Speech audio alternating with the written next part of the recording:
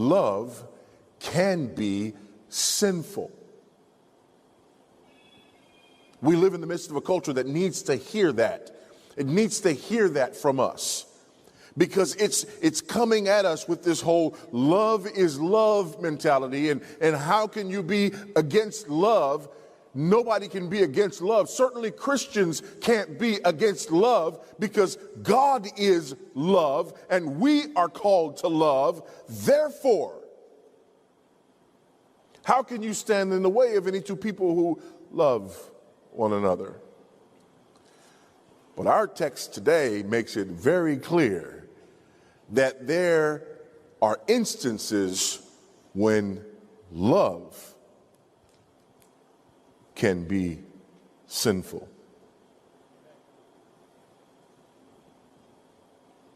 In other words, this is more than just a theoretical, theological discussion for us to have. This is a very practical, rubber meets the road issue. This issue of love being sinful. The question is, what makes love sinful? What could possibly make love sinful? Under what circumstances would love be considered sinful? Well, first of all, love becomes sinful when it is directed at the wrong object. Love becomes sinful when it is directed at the wrong object. Look at verse 15.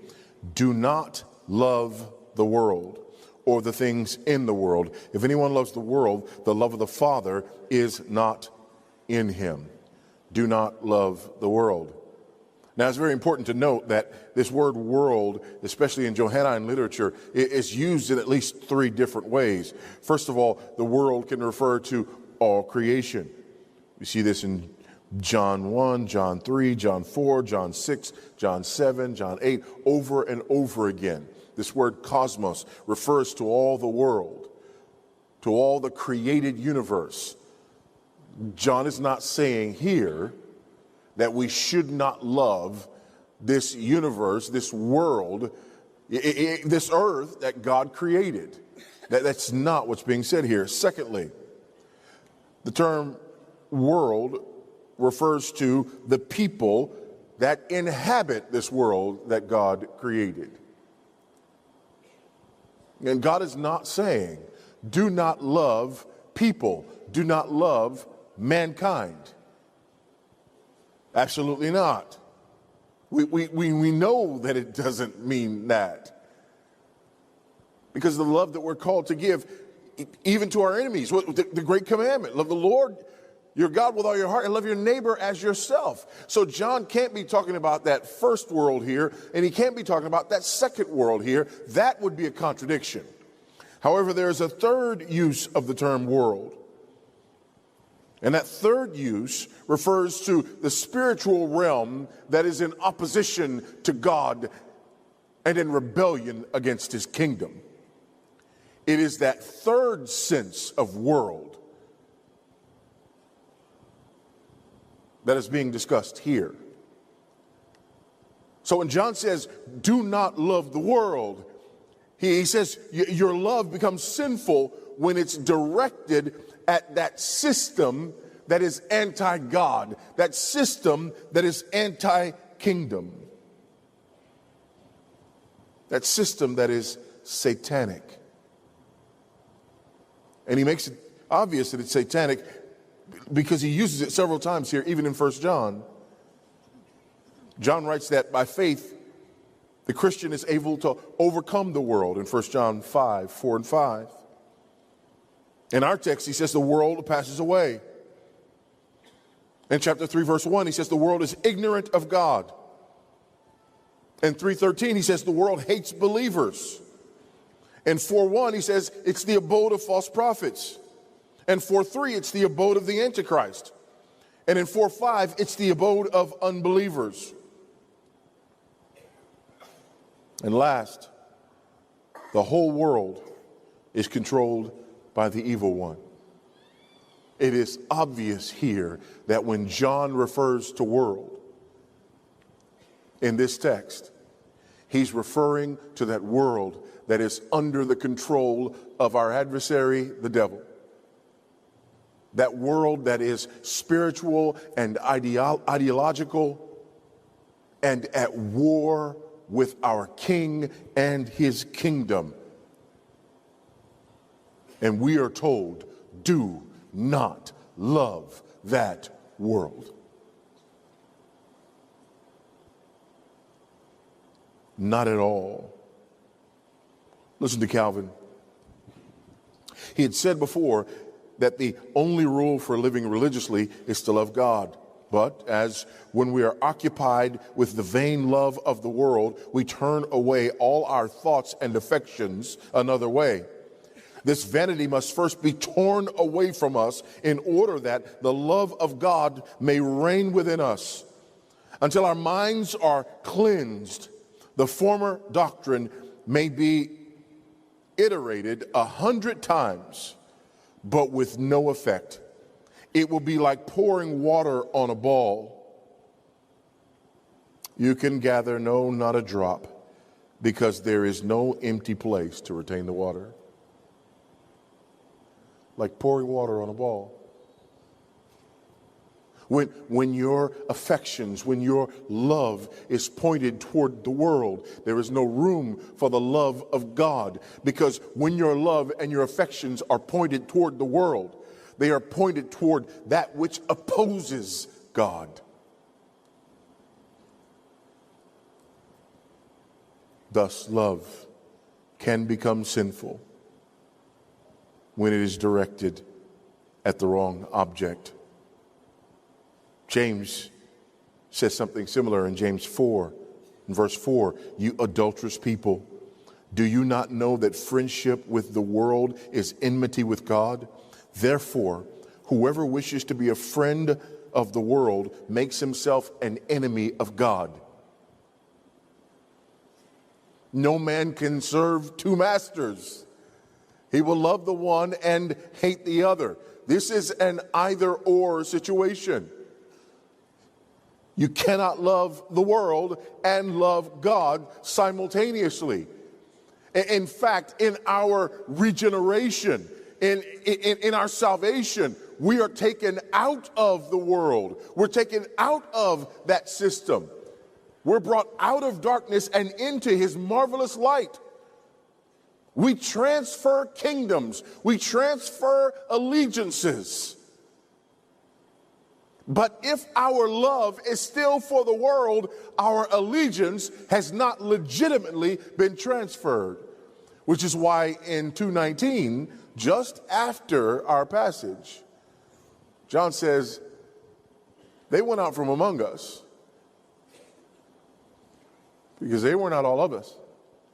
If they had been of us, they would have remained. But they left so that it might be known, so that it might be obvious, so that we might see that they were never ours. They were never his. Because their love, their affections were pointed at the system that is opposed to God.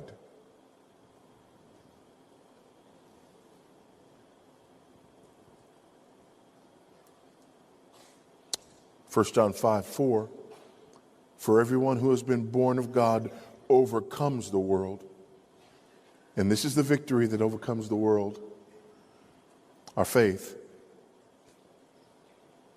John 15:19, if you were of the world would love you as its own, but because you are not of the world, but I chose you out of the world, therefore the world hates you. John 17:16, they are not of the world, just as I am not of the world.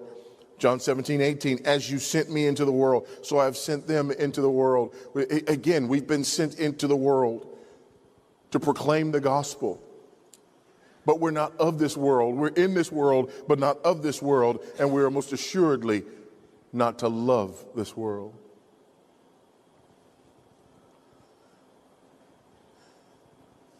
A great way to see this picture is to think about the love that a man is commanded to have for his wife.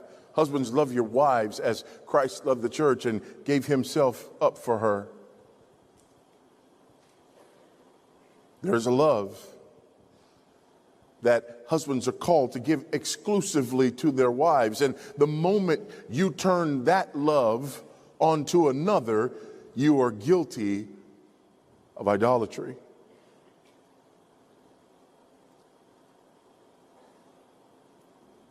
It's the same point here. The moment you turn that love that we are called to have for God, that love that has been shed abroad in our hearts, the minute you turn that to the world out of which you were saved, that minute you are communicating the fact that you do not have the love of God or love for God. Beloved, we must constantly examine our hearts for the presence of this love of the world. Now, be careful here, because there is a tendency to take this in very wrong directions. We've got to fight worldliness, and so what that means is you don't drink, smoke, cuss, or chew, or date the girls that do, right?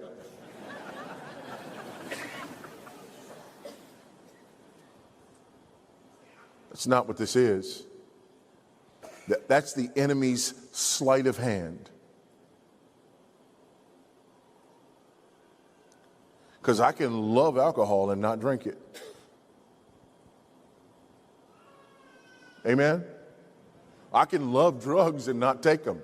I can love these things. My passions and my affections can be pointed in these directions, and yet my legalism and my moralism says I'm better, not just than I was, but I'm better than you. Amen? Because I fight the urge. Because I don't participate. I still love it with every fiber of my being.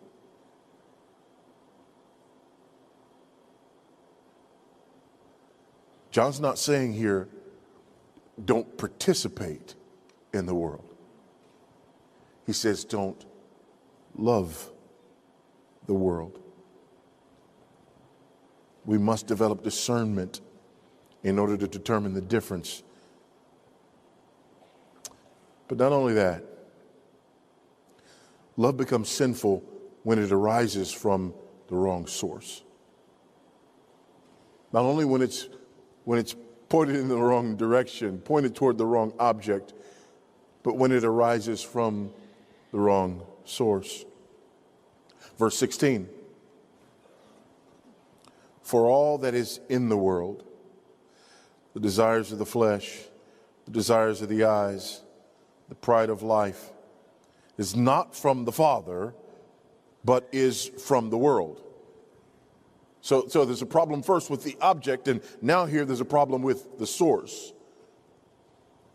That this love for the world arises from the world. Just like our love for God and for the things of God arises from God. It is God who gives us the capacity to love God.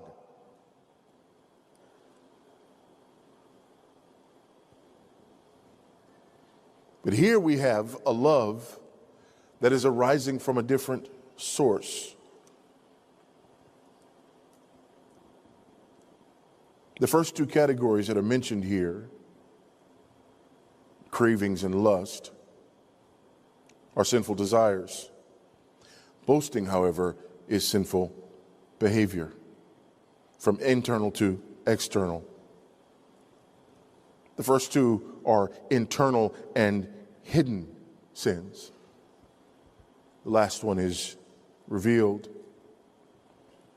The first two pertain to the individual person. The last one pertains to this person in community with others. Kistemacher says. Three categories: cravings, lust, and boasting.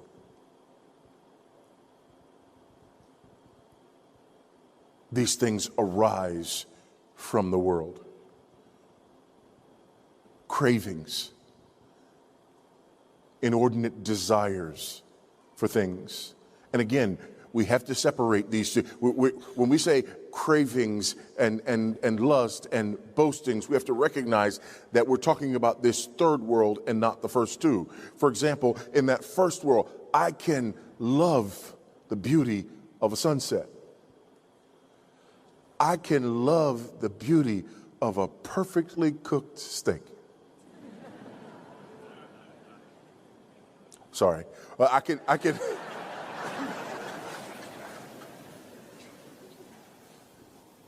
can love the beauty of music, art. Again, those things in this world that God has made. I can and I must love the people whom God has created in this world. But the kind of love that I have for those things is a love that arises from God Himself. But even those loves can be perverted. And so now, instead of me loving the beauty of a sunset or a beauty of God's created order, now I worship God's created order.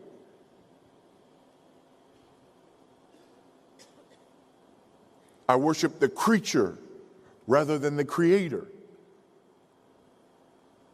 Rather than loving the beauty of those things that God has given us, now all of a sudden those things become means to an end, to satisfying myself, to gratifying my flesh,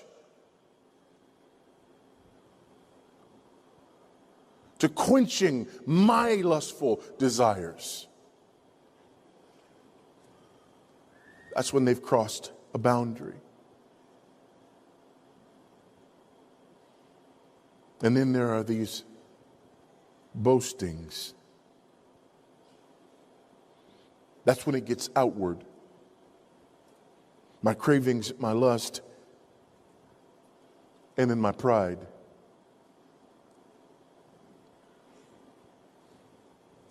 True love can lead me to share my testimony.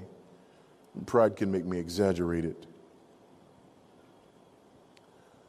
True love can cause me to use my voice to proclaim the truth of the gospel.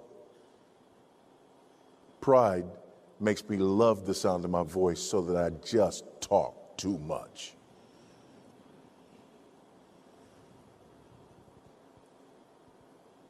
True love can lead me to share my story, but my pride causes me to make myself the hero of every story I tell.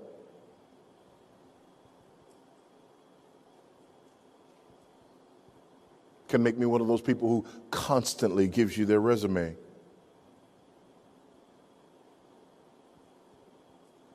That's what it looks like when it becomes outward.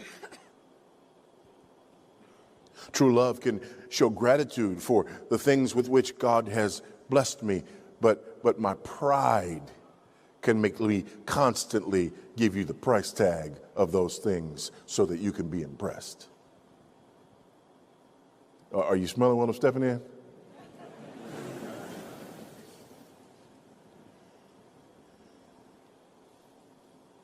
So our love can become sinful based on its direction and based on its source. But finally, and ultimately, and most importantly, our love becomes sinful when it produces the wrong fruit. When it leads to the wrong ends. Look at verse 17.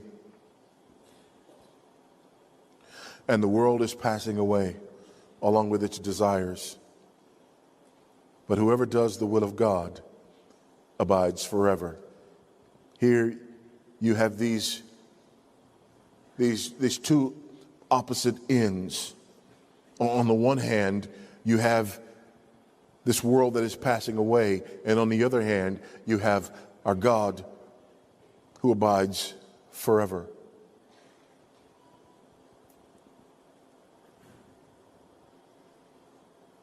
Love becomes sinful when it leads to wrong ends and produces wrong fruit. Our passions become sinful when they are pointed in directions that lead to death and destruction, as opposed to leading to life. 1 Corinthians 7, 29 to 31. This is what I mean, brothers. The appointed time has grown very short. From now on, let those who have wives live as though they had none, and those who mourn as though they were not mourning, and those who rejoice as though they were not rejoicing, and those who buy as though they had no goods, and those who deal with the world as though they had no dealings with it. For the present form of this world is passing away.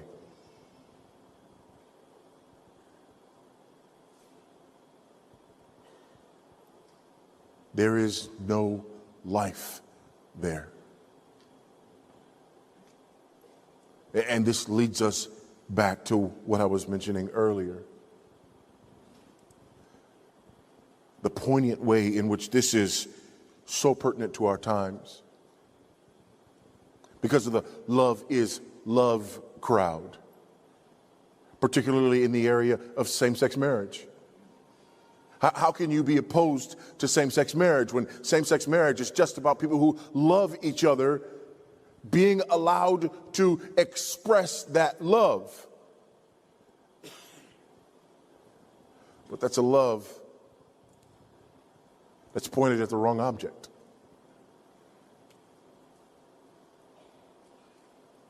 That is not a love that comes from God or that brings glory and honor to God. It is pointed at the wrong object. It is a love that arises from the wrong source. Look with me, if you will, at Romans chapter 1.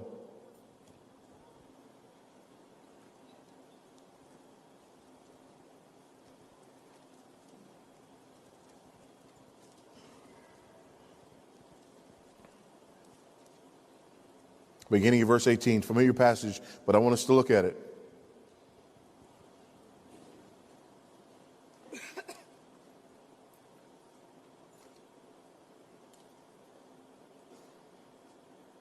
For the wrath of God is revealed from heaven against all ungodliness and the unrighteousness of men who by their unrighteousness suppress the truth. For what can be known about God is plain to them because God has shown it to them. For his invisible attributes, namely his eternal power and divine nature, have been clearly perceived ever since the creation of the world in the things that have been made. So they are without excuse. For although they knew God, they did not honor him as God or give thanks to him, but they became futile in their thinking, and their foolish hearts were darkened. Claiming to be wise, they became fools and exchanged the glory of the immortal God for images resembling mortal man and birds and animals and creeping things. Therefore God gave them up to the lust of their hearts to impurity. Here we are.